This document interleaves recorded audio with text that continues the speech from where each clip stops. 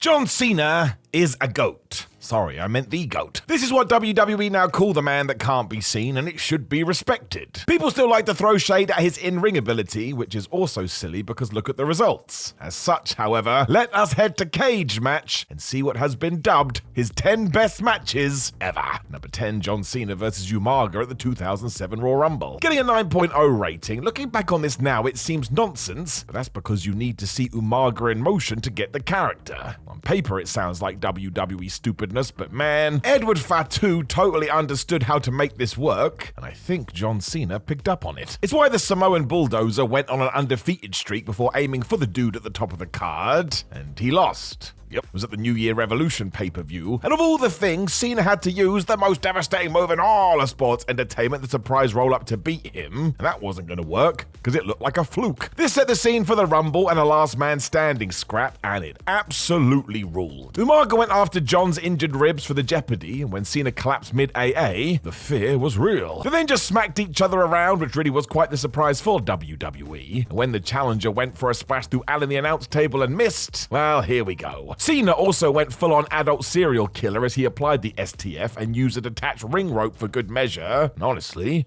it's just brutal. It essentially killed Umaga, meaning he couldn't answer the count of 10. And what a war this was. Didn't even hold the Bulldozer back that much, just made more people believe he was an absolute force. Number 9, John Cena versus Shawn Michaels from the 23rd of April 2007 Raw. 9.01 on the old cage match. Many say this was one of the finest fights in Raw history. We ain't wrong. It was so unexpected from the off, as Cena had defeated Shawn at WrestleMania 23 to retain his world title, and the two had continued to fall out, which cost them their tag team championships. What a wonderful mess. The real surprise was that this began at the start of the second hour on that fateful night, and it basically went the full 60 minutes. WWE didn't do this sort of stuff on TV. What the flub was happening? It was so well thought out because 1, the title wasn't on the line so Michaels could get the win, and 2, it made people stand up and take notice. Cena could go. It also took 2 sweet chin musics to take out John. If you haven't seen this, you should. It is very, very good. Number 8, John Cena versus Kevin Owens at Money in the Bank 2015. Coming in at another 9.01 rating, this is one of my personal favorites. I love that NXT champion Kevin Owens arrived from NXT and went right after John Cena. It was dream material stuff. That went into the stratosphere when Owens beat Cena clean at the Elimination Chamber pay-per-view, and I stand by that victory being one of the reasons Kevin is still a top star today. It was the best introduction to the wider audience. Right after this, we got to Money in the Bank and tied a story around all of it, or that Mr. Five Knuckle Shuckle had to learn not to underestimate KO, otherwise he was gonna get his ass kicked. It was a proper battle too, with Cena having to hit 3 AAs to get the win, which meant we did right by Owens in defeat. That continued because when Johnny tried to go for a handshake, Kevin left him laying in the ring with a pop-up powerbomb.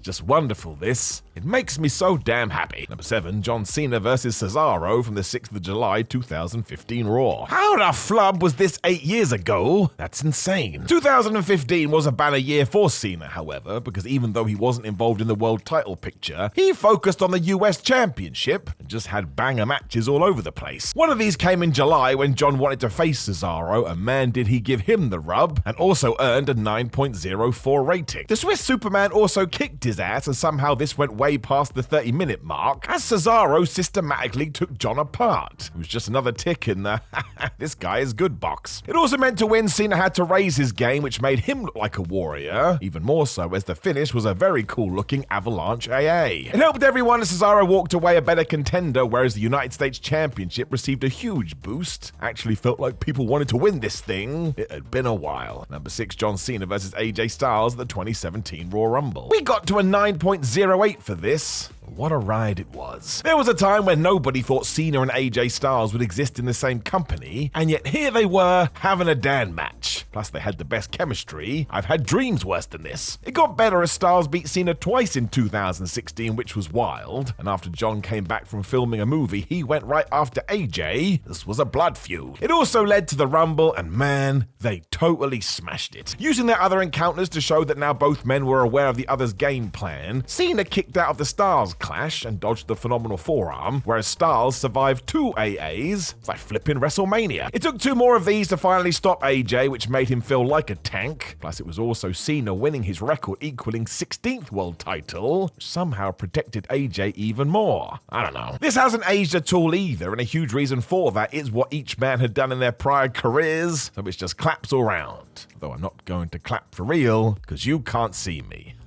As a joke. Number 5, John Cena versus JBL at Judgment Day 2005. A 9.12 between Cena and JBL. We are not in Kansas anymore, Toto. These two actually had quite the history, given Cena defeated Bradshaw at Mania 21 to win his first WWE title. John was now the man, and if JBL was going to be a proper threat, he was going to have to lean into that. That's why he challenged Cena to an I Quit match, and my word. If you were only aware of a PG John, this was genuinely terrifying, because both men bled like pigs. Plus the finishers, my gosh, so many finishers. Neither dude would say the magic words as they kept smacking the other with weapons until we got to an exhaust pipe. Yup. Cena quite literally ripped this from a vehicle, which is when JBL realized he had to give in, otherwise he was going to die. He was right, and then amazingly, that dastardly John whacked him with it anyway. What a heel. It also saw Bradshaw fly through some glass, so that seemed over the top, but I tell ya, if you wanted to see some edge from Johnny, bam. This was so violent, and likely why it scored what it did. And before John Cena versus Seth Rollins versus Brock Lesnar from the 2015 Royal Rumble. 9.29 is not high enough for me.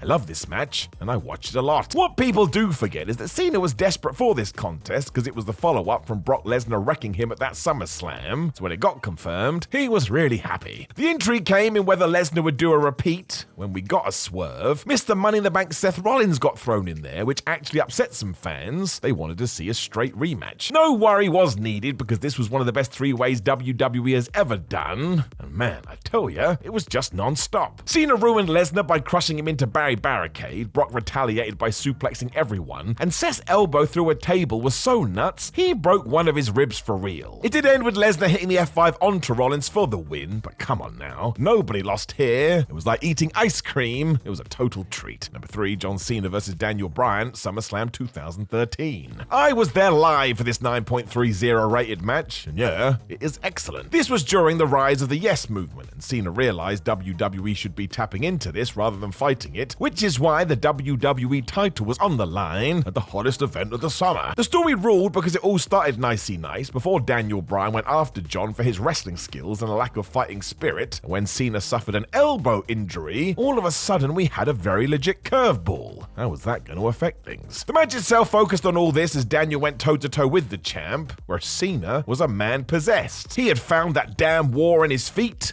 What? It also has the best ending too, as Bryan did indeed hit the running knee to win his first WWE title, and then he lost it instantly when Randy Orton cashed in his Money in the Bank briefcase. Not sure if that helped the rating. Boy, did it add to the aftermath. Number 2, John Cena vs. CM Punk on the 25th February 2013 Raw. My favorite story of this is when the two were discussing the match in the back, and CM Punk just said to Cena, "Hey, I want to do a pile driver." If this had been 1996, no one would have cared, but this was 2013 WWE, so nope, the pile driver was banned. Unless you were the Undertaker with the Tombstone version, you weren't allowed to do it. There was a lot riding on the line story-wise, as well, as we were clearly heading for Cena vs. The Rock Part 2 at WrestleMania, when CM decided, maybe I want to be the third piece of that pie. We pushed this enough that some people started to believe it, which is when we had this fight on a Monday night. And yeah, if Punk did win, maybe that would open up the door. He didn't, but that didn't massively matter because this was so good. It genuinely took people aback how far they went for a television scrap, and the amount of teasers that Punk was going to do it were plentiful. The pair did get fined for breaking company rules, but I doubt they cared. Everybody was raving about this after, and for good reason, it ruled. Number 1, John Cena vs. CM Punk at the 2011 Money in the Bank. I mean, what else, right? I'm sure you called this before you even clicked the video. While the match itself is very good, it was everything else around it that put it over the top. The story that Punk wanted to leave WWE as the champion, the Chicago crowd, Cena raging against the authority because he wanted a fair fight no matter what. I love the whole scenario. It was so well worked, some fans thought this may be real, and don't forget that all of it starts with the pipe bomb promo. It was a moment in time. John is so good in this too, as he soaks in the booze but continues to play the hero, whereas CM just had the ultimate performance. Nobody else else would have fit this role as well. The reaction to him winning too is something else, and I often revisit this one. It's just a classic, with the only real sadness being Punk did leave WWE for 2 weeks.